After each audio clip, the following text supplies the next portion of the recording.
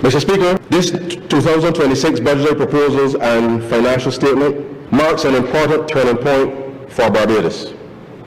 This is the first budget in the life of this administration that is not being presented whilst in an IMF program. So, sir, this means that Barbados has in a sense regained greater control over its economic decisions because our finances are now on stronger footing. Decisive action and discipline has put the country's public finances on a more sustainable footing after many years of fiscal indiscipline. You would recall, sir, during discussions with the social partnership last year, we indicated, however, that we shall keep the IMF on speed dial in the event of further global uncertainty, which effectively means, sir, a standby arrangement. 8 years ago, the government made a commitment to stabilize public debt by 2033-34. Our stewardship, the stewardship of the Barbados Labour Party, Mr. Speaker, has delivered. At its peak, the debt to GDP ratio was 178.9% in 2017-18, sir. In simple terms, the debt to GDP ratio measures how heavy the country's debt burden is compared to the size of the economy.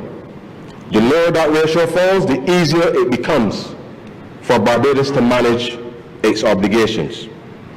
Barbados was the third highest indebted country in the world, but with bold, decisive leadership, we successfully restructured both domestic and external debt so that more money could be spent on delivery of public services and infrastructure and less on debt service costs.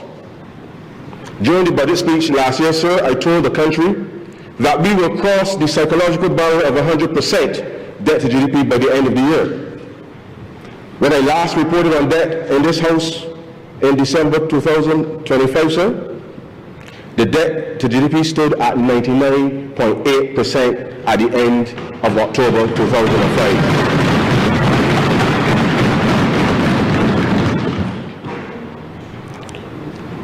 Mr. Speaker, I would have loved nothing more as a national accounts statistician, sir, to regale you with the finer points of national accounting and how GDP is measured and revised.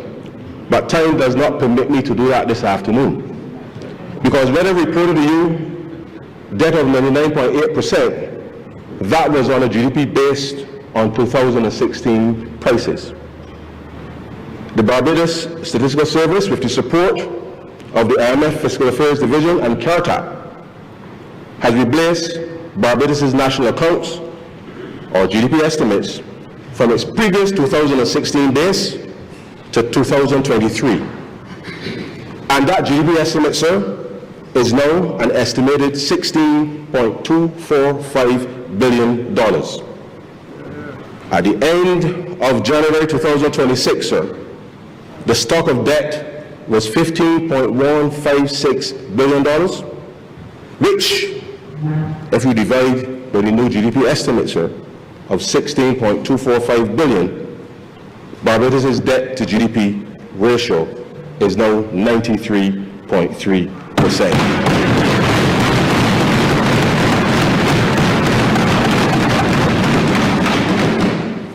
Mr. Speaker, from a fiscal perspective, Barbados has turned the corner.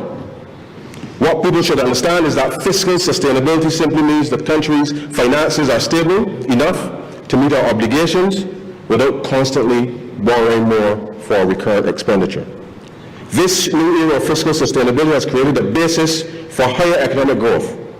However, to take full advantage of this opportunity, fiscal credibility must be combined with accelerated reforms in the public and private sectors required to support higher economic growth and faster job creation. A critical lever to achieve higher growth is to significantly increase the level of infrastructure investment, which will also provide more and better public services. This has been our mantra from the beginning, sir.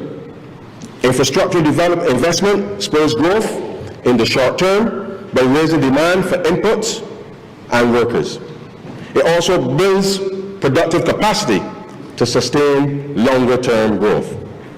As we continue to improve and enhance Barbados' credit quality, the cost of borrowing, sir, required to finance Barbados' ambitious infrastructure investment has become significantly cheaper over time.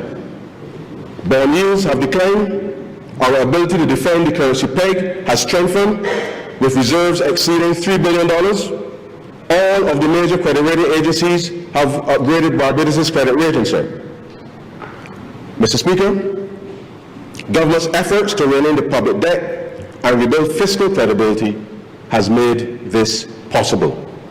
This means that investors, lenders, and international institutions now have greater confidence in how Barbados manages its public finances.